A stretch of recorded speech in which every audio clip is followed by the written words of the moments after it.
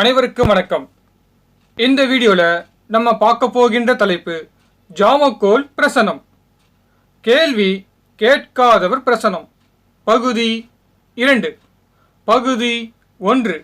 பார்க்கவில்லை என்றால் மறக்காமல் பார்க்கவும். அந்த வீடியோ லிங்க் இந்த வீடியோ கீழே டிஸ்கிரிப்ஷன் பாக்ஸில் கொடுத்துள்ளேன். மறக்காமல் ப்ளே பண்ணி பார்க்கவும்.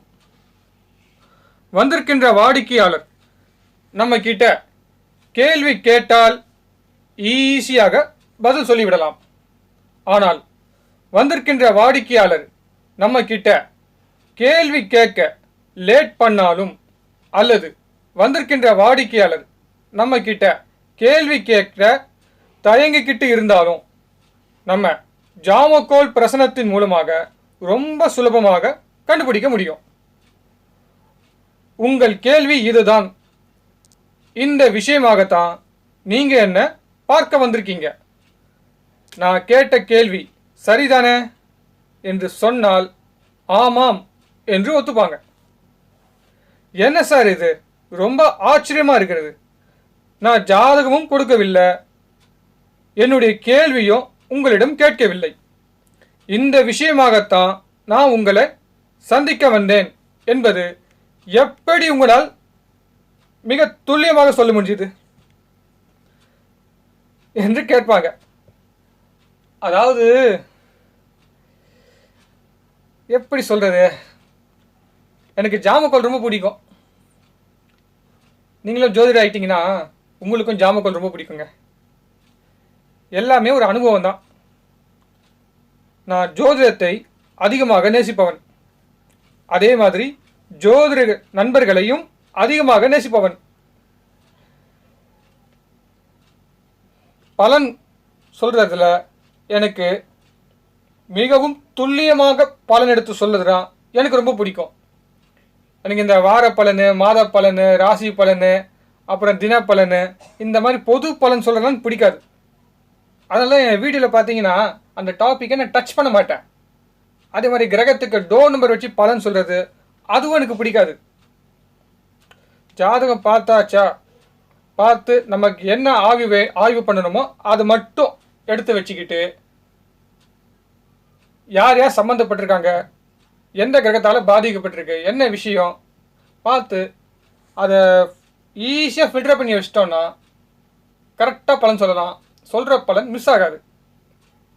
நான் பாரம்பரிய ஜோதிடம் போயிட்டேன்னா சரி, ஜாமக்கோல் பிரசனத்தை பார்ப்போம். ஒரு ஜோதிடர் எனக்கு ஜோதிடம் பிடிக்காது என்று யாரும் சொல்ல மாட்டாங்க, கரெக்டுங்களா? ஜோதிடம் அது படிக்க படிக்க, அதை ஆராய்ச்சி செய்ய நிறைய சப்ஜெக்ட் நமக்கே சொல்லிக் கொடுக்கும். எல்லாமே நம்ம குருநாதர் சொல்லிக் கொடுப்பாங்க என்று நம்ம நினைக்கக்கூடாது. ஓகேங்களா? சரி, ஜாமக்கோல் பிரசனம். கேள்வி கேட்காதவர் பிரசனம்.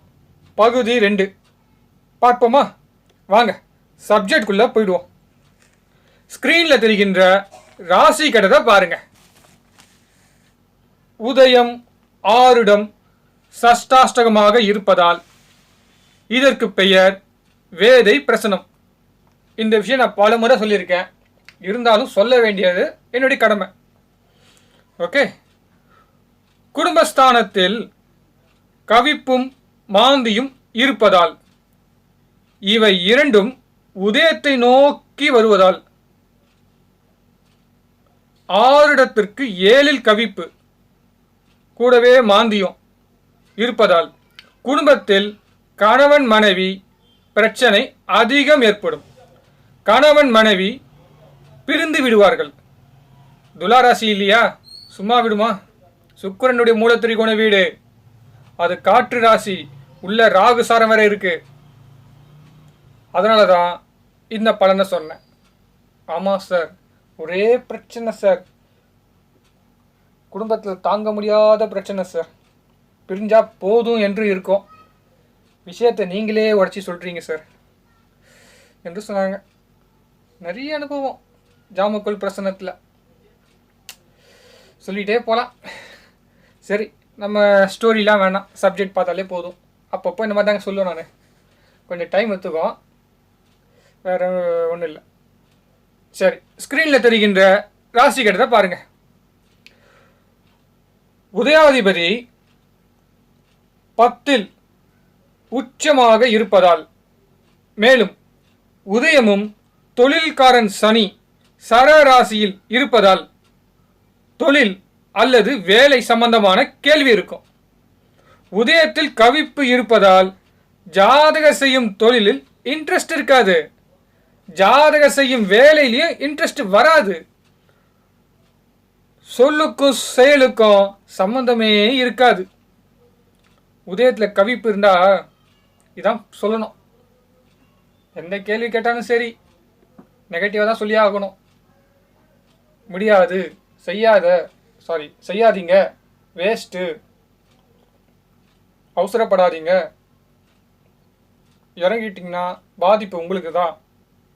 உங்களுக்கு தெரிஞ்ச விஷயம் என்னவோ சொல்லுங்கள். மொத்தம் உதயத்தில் கவிப்பு இருந்தால் இப்படி தான் சொல்லி ஆகணும்.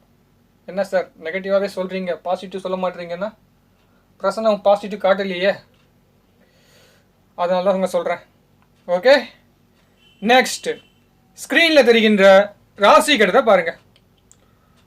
உதயத்திற்கு 10ல் 2 சனி நீசமாக இருப்பதால், மேலும் உதயமும் சனியும் சரராசியில் இருப்பதால், மேலும் அவர் 8க்கு உடையவராக இருப்பதால் செய்யும் தொழிலில் பல கஷ்டங்கள், நஷ்டங்கள், அவமானம், தொழில் நெருக்கடி, தொழிலில் முன்னேற முடியாமல், வெற்றி பெற முடியாமல்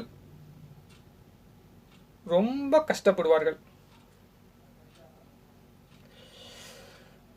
உள்கட்டத்திலையும் வெளிக்கட்டத்திலையும் சனி பகவான் நீசமாக இருக்காரு. சரிங்களா?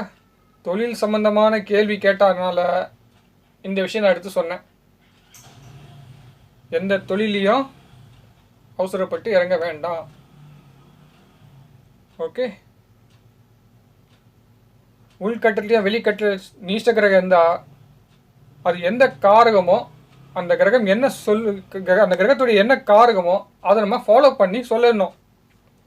ஓகேங்களா? எதுக்கு? கேள்வி கேட்காதவர் பிரசன்னத்துக்கு மட்டும்தான் சொல்கிறேங்க. எல்லாத்துக்கும் இதே ரூல் சொல்லக்கூடாது. ஓகேங்களா? சரி, அடுத்து ஸ்க்ரீனில் தெரிகின்ற ராசி கட்டத்தை பாருங்கள். உதயம் 6 சஷ்டாஷ்டகமாக இருப்பதால் இது வேதை பிரசனம். உதயத்திற்கு 8ஆம் இடம் விவாகரத்து குறிக்கும். 6 இடத்திற்கு 6ஆம் இடம் இது வழக்கு குறிக்கும். உதயத்திற்கு 12ஆம் இடம் துண்டிப்பு குறிக்கும். 6 இடத்திற்கு 5ஆம் இடம் காதலை குறிக்கும். இந்த பிரச்சனை என்ன சொல்ல வருது? அதான் இம்பார்ட்டன்ட். காதல் திருமணம் செய்த கணவன் மனைவி இருவருக்குள் சண்டை ஏற்பட்டு பெரிய பிரச்சனை ஆகி வழக்கு மூலமாக விவாகரத்து ஏற்படும். இதுதான் சொல்லுது பிரசனம். சார் என்ன சார் முடியல சார், நான் பிரச்சனைன்னு வந்தா அதுக்கு மேலே பெரிய பிரச்சனையாக சொல்கிறீங்க. ஆமாங்க, ஒத்து வராது. பிரிய வேண்டிய காலம் வந்து விட்டது. இது இறைவனுடைய தீர்ப்புங்க. இறைவனுடைய தீர்ப்பு இறைவனாலேயே மாற்ற முடியாது. ஓகே, நெக்ஸ்ட் ஸ்க்ரீனில் தெரிகின்ற ராசி கட்டத்தை பாருங்க. குழந்தை விஷயமாக கேள்வி கேட்க வந்தீங்களா? ஆமாம் சார், கொஞ்சம் டீப்பாக பார்ப்போமா? குழந்தை தத்து எடுப்பது பற்றி கேள்வி கேட்க வந்தீங்களா? அப்படிங்கப்பா, என்ன சார் மனசில் இருக்கிறத அப்படியே சொல்கிறீங்க. இந்த சந்திரமுகி படத்தில் வடிவேல் சார் மனசில் நினைக்கிறது ரஜினி சார் சொல்கிற மாதிரி.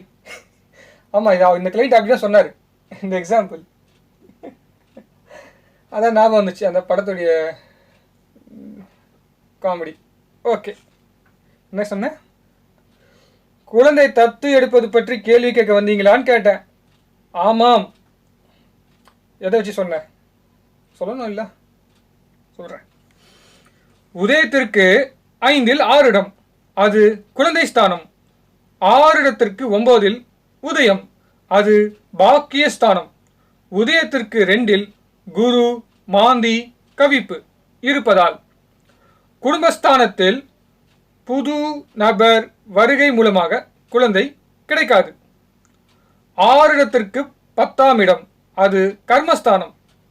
குரு மாந்தி கவிப்பு இருப்பதால் குழந்தைக்கு தடை செய்யும். இதில் குரு 5 8 அதிபதியாக வருவதால் தத்து குழந்தை யோகம் கூட உங்களுக்கு இல்லை. இதுதாங்க பிரசனம் சொல்லுது. அப்படிதான் சொன்னேன். கிளைண்ட் கிட்ட கூட இதே மாதிரி தாங்க ராசி கட்டம் போட்டு விளக்கமாக சொல்லுவேன். ஃபஸ்ட்டு பலன் சொல்லிவிடுவேன், அப்புறம் விளக்கத்தை காமிப்பேன். இந்த மாதிரி தொடர்பு இருக்குங்க, மாந்தி கவிப்பு உதயத்துக்கு இந்த இத்தனாவது இடத்துல இருக்கனால இதான் விஷயம் சொல்லுவேன். கிளைண்ட்டு ரொம்ப ஆச்சரியத்தோடு பார்ப்பாங்க. என்ன சார் வித்தியாசமாக இருக்குது, எந்த கிரகம் இல்லை, நவகிரகமே இல்லையா சார், ஏதோ உதயம் 6ன்னு சொல்லி சொல்கிறீங்க, சூரியன் சந்திரன் செவ்வாய் புதன்லாம் இங்கே இல்லையா சார், இது வேறங்க அது வேற, இது பிரசனம். நீங்கள் வந்த விஷயம் இதான், என்னுடைய பதில் இதுதான் என்று சொன்னேன். ஓகேங்க ஃப்ரெண்ட்ஸ், வீடியோ எப்படிங்க இருக்கு? ஒரே நேரத்தில் நிறைய விஷயம் சொன்னேன்னா எனக்கு இன்ட்ரெஸ்ட் இருக்கும், பட் உங்களுக்கு இன்ட்ரெஸ்ட் இருக்காது. நீங்கள் நோட்ஸ் எடுத்துக்கணும், நீங்களும் ஆராய்ச்சி பண்ணணும்.